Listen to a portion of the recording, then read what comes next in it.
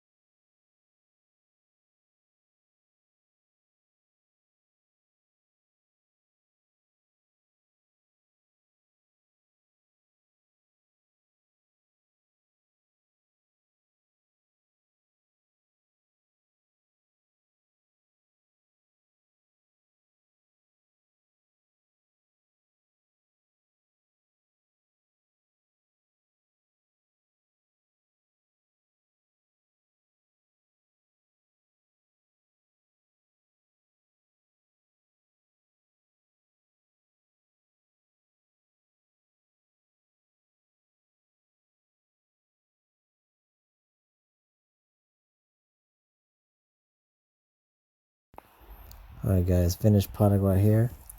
Man, look at the shine on this. The best part right here, no dent, no scratch.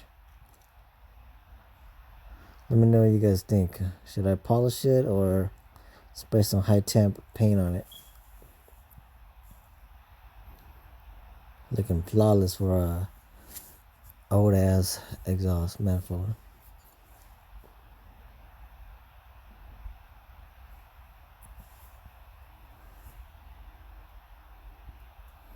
Alright, guys, thanks for watching my video.